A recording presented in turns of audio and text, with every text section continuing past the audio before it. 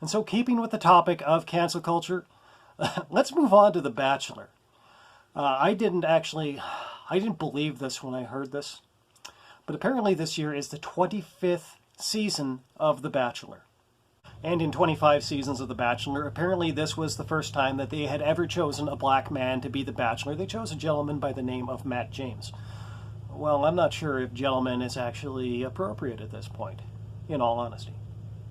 So controversy isn't really anything unusual for The Bachelor. In fact, I think that the idea of the show itself should be a lot more controversial than it seems to be. But this year there was a pretty big controversy involving one of the contestants, a woman by the name of Rachael Kirkconnell. And basically what the controversy was it turns out that a few years ago she went to the wrong costume party. Somebody decided to have what they would call a plantation-themed costume party. And everybody who was going, they were supposed to dress up like characters from Gone with the Wind. There was nothing to do with this party that was... Come on. There was nothing to do with this party that was specifically or explicitly anything to do with slavery. There was something there that was indirect in the sense of like the plantation thing, because, well, in the American South, a lot of, let's face it, that was where most of the slavery in the American South was on these cotton plantations. So, okay, scene. Insofar as you have established an indirect link to the concept of slavery in this particular party, maybe not one that I would have gone to, but not worth ruining somebody's life over. But that's exactly what people have tried to do with Rachael Kirkconnell since this whole thing came out. She's been described as a virulent racist because she once went to a costume party that had a remote and indirect and vague connection to the idea of slavery. And for that vile and unforgivable crime, her life has been entirely upended. And unfortunately, she isn't alone. Bachelor host Chris Harrison's entire career has been upended. He gave an interview with a woman by the name of Rachel Lindsay. And she asked him about these photos of this particular contestant. Basically, what Chris Harrison came out and he said, it's like, well, we should give her a period of grace and let her decide how she's going to address this whole thing. And apparently that wasn't good enough for this Rachel Lindsay, because she led what was an absolute freak out over the whole thing, enough so that he's been taken off the show, and it's unclear as to whether or not he's going to be back. And what makes that particularly strange is that what Chris Harrison said was actually not that different from what Matt James said. Matt James actually came out pretty quickly after that and said that she should be granted a period of grace. And there was probably a reason why he did that, in the sense that he actually wound up choosing her at the end of the show. And so you would think, with all that being said, that all parties should be able to just kind of say to themselves, and just let these two ride off into the sunset and live happily ever after. And it seemed like that was going to be what was going on, because as I understand it, filming on the show actually wrapped up a few weeks ago. And of course, the episodes, they aired much more recently. But then there was a new development in this. And Matt James, he did a complete 180. Turned around after a few weeks and said, it's like, you know what? Nah, bitch, you're canceled. And it's like, oh, okay, well,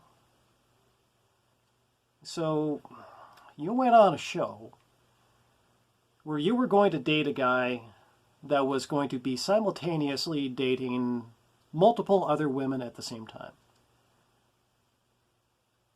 And it's like, oh, you mean he ain't loyal? Oh, you mean he ain't loyal? Get out of town. Yes, there are all kinds of different issues that are interacting with this. But even with those in mind, I think that it's impossible to look away from this one central detail.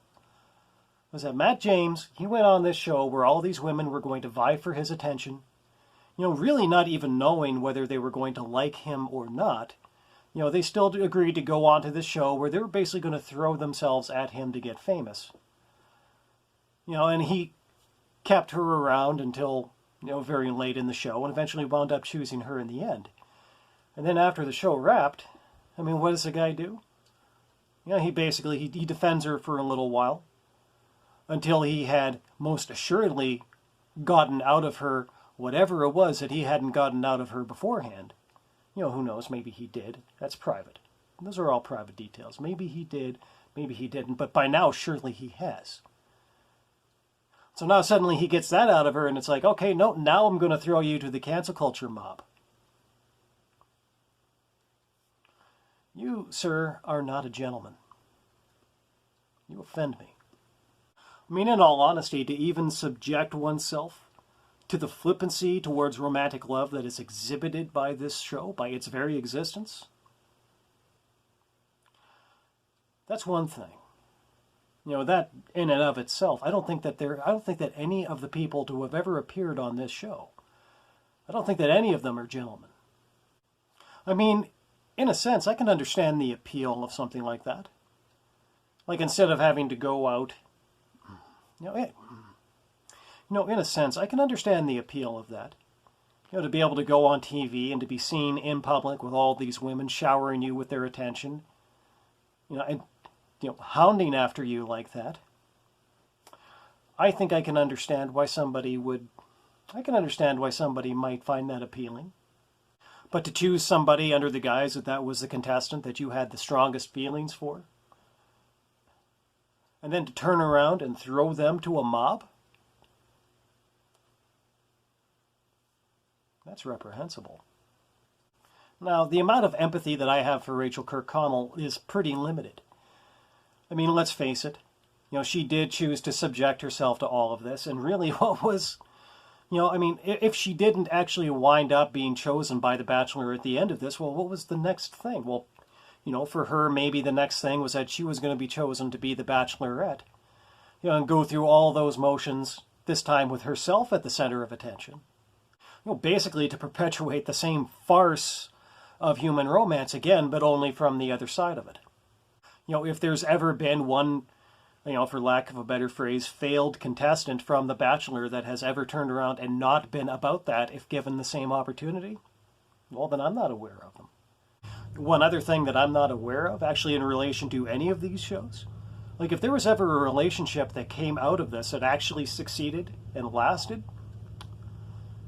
I can't think of it. Then again, I'm not a fanatic of the show. So who knows, maybe somebody who's been fanatical about The Bachelor and The Bachelorette, maybe they have the answer to that question. But I think that never before now, like never before Matt James, have we ever actually seen exactly how little loyalty, there is in this show. And the fact that people think that this is an idealized romance, I think that's a big reason why romance is basically dead.